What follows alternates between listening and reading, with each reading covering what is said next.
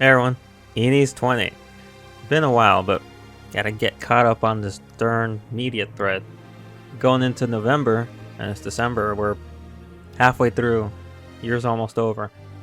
Still not sure how I'll cover December.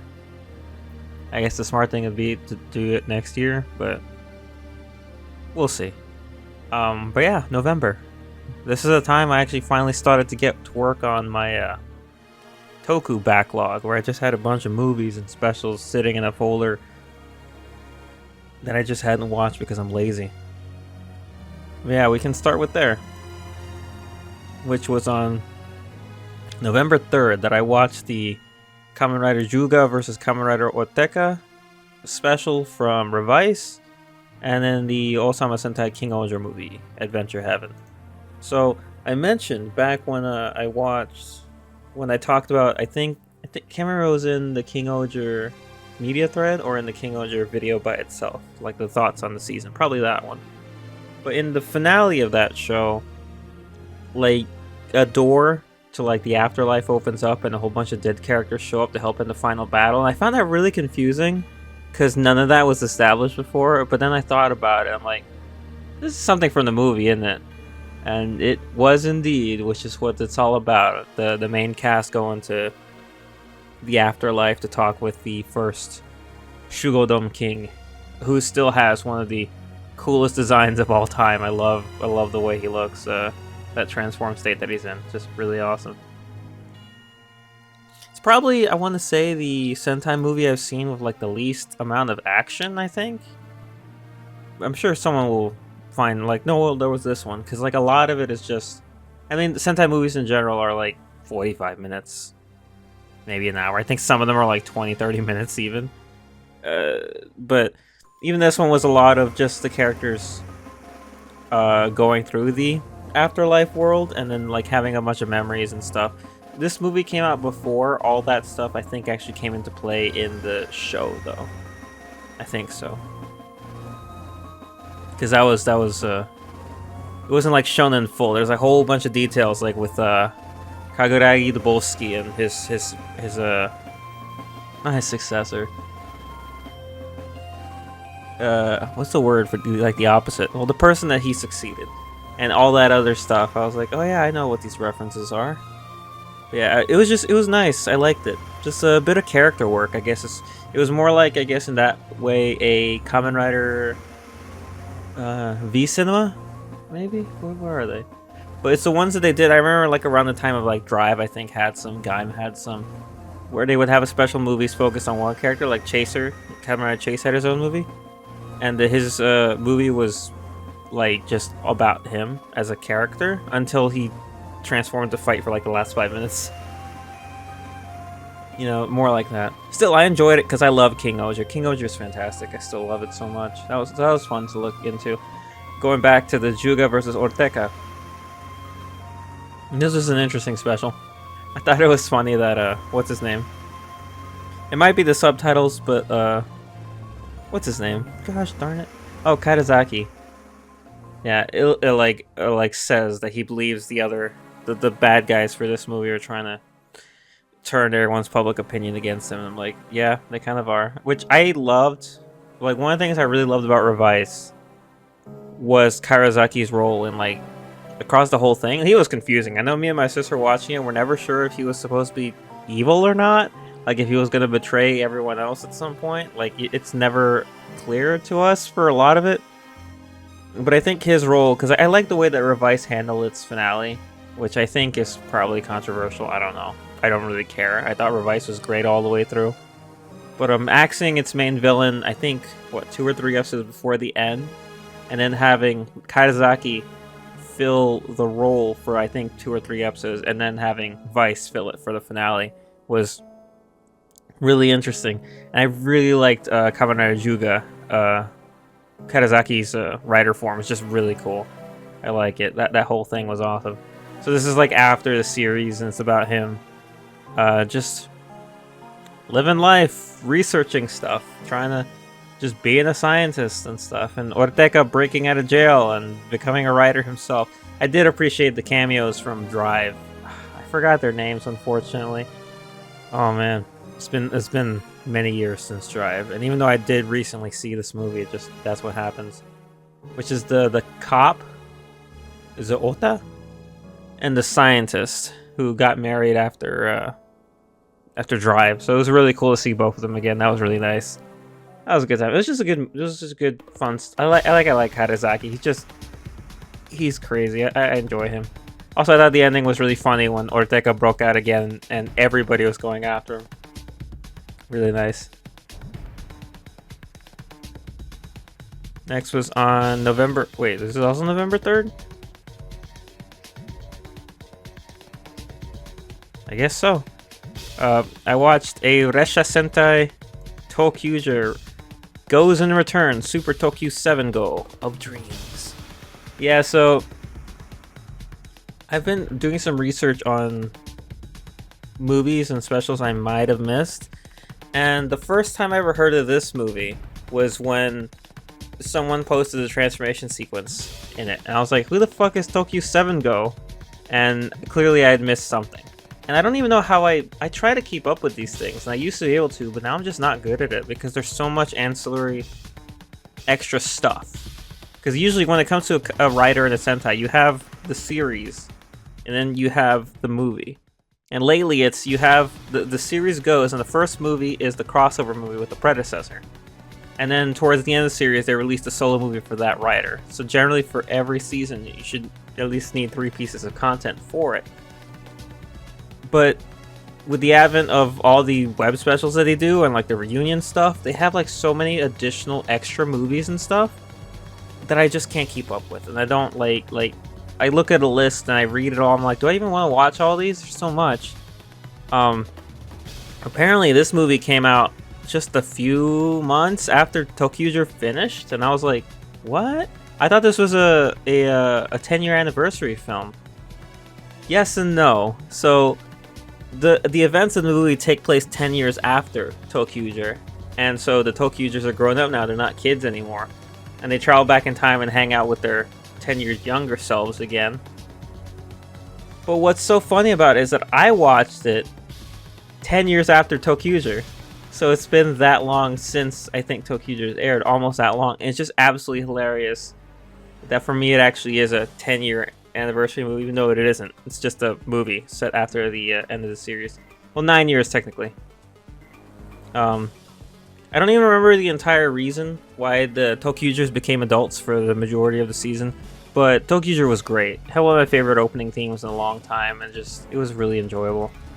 But yeah, the older ToQgers, because they've gotten old, it's like they lost their imagination.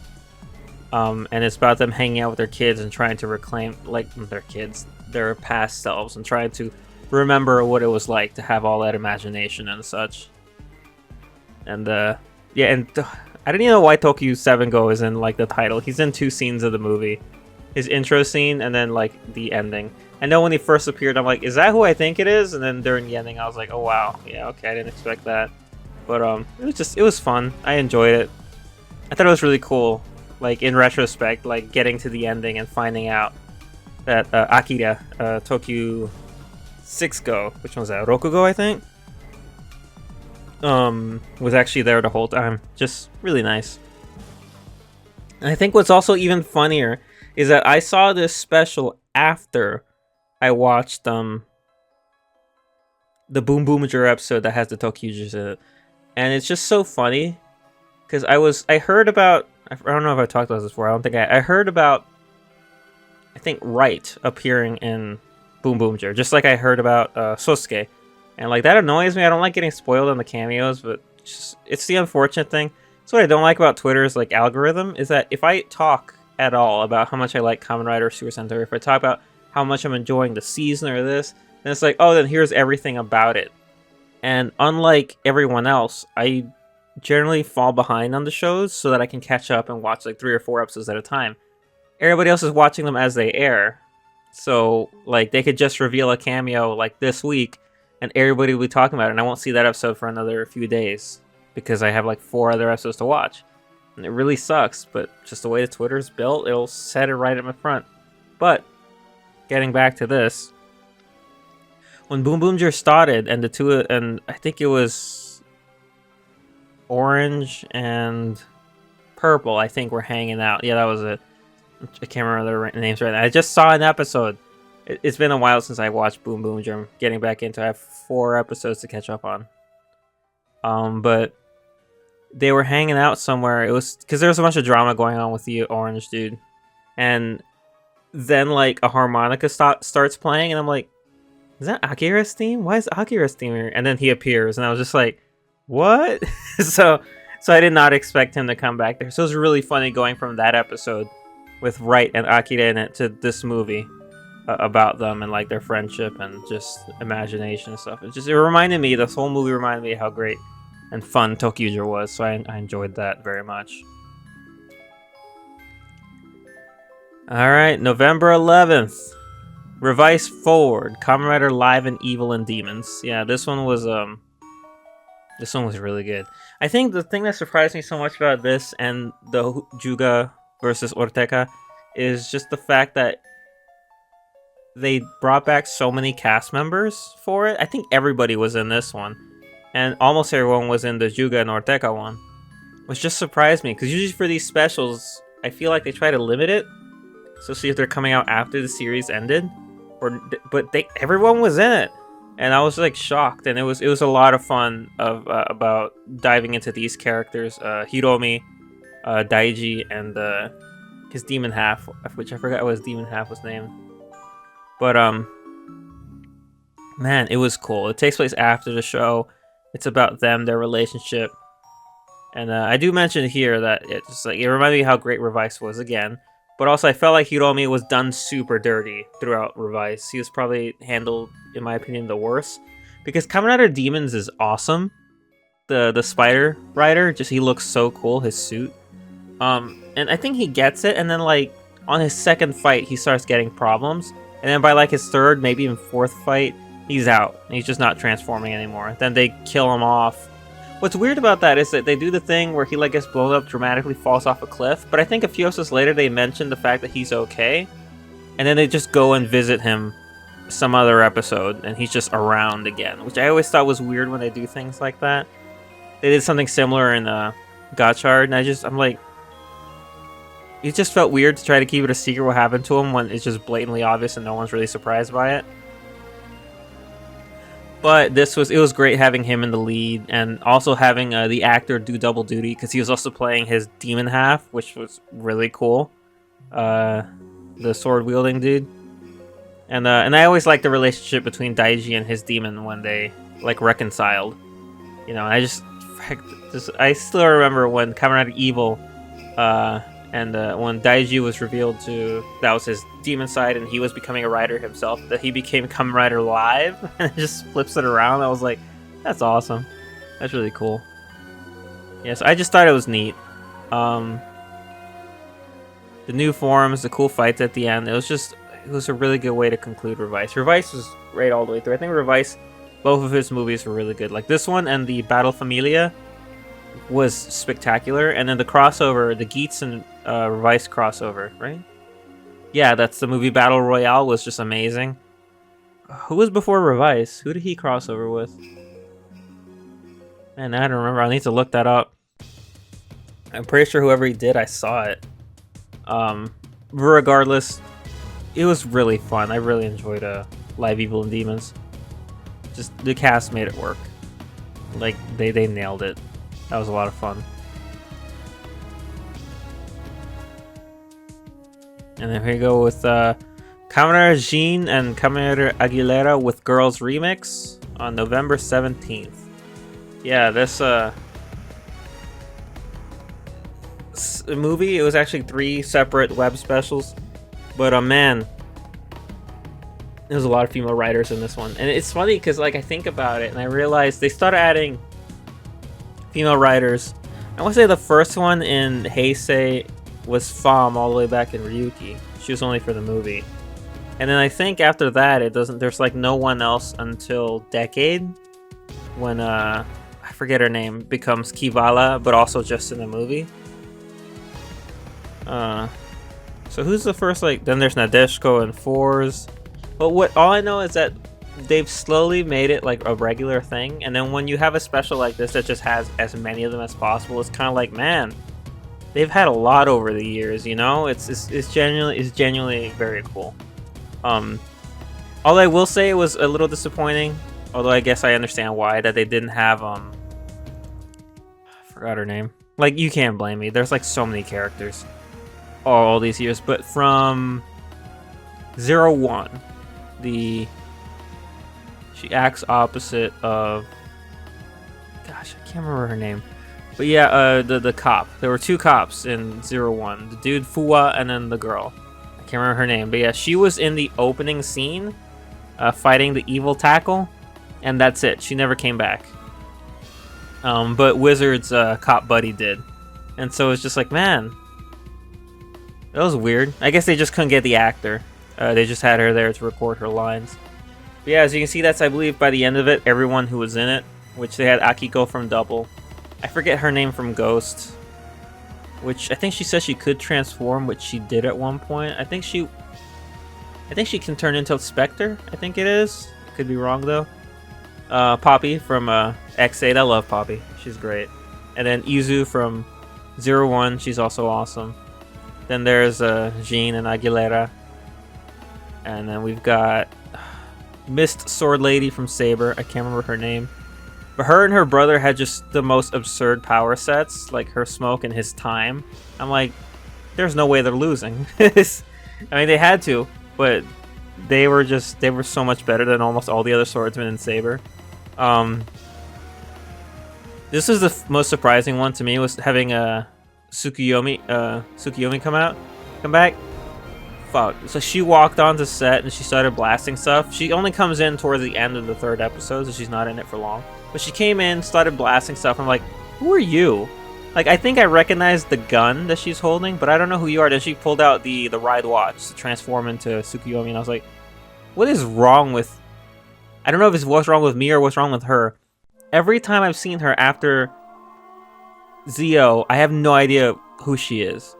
She appeared in the weird 7 Zio special that was like strangely very violent, and I don't know what they were doing with her in it, but she appeared in that, and I did not even know who she was. Like, my sister and I were both confused when we saw her in her first scene when she came out to the child, Sogo.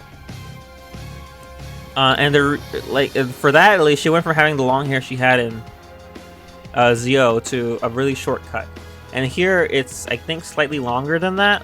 But even then, I still couldn't recognize her until after she transformed. It was like, they didn't change the actor, right? It's just me being dumb? I don't know. It was funny. And then, of course, they also had, I think, Sawa from Build. And then, of course, there she is again, the cop from Wizard. So it was quite a collection. Like, man, they got a lot of people back from this. And then they had them fighting like a revived Black Satan, which were the villains from Stronger. I should have realized it sooner when I saw the way that the one lady looked. She looked straight up like Tackle. The suit and like the helmet and the electric gloves and stuff. And the electricity. But, you know.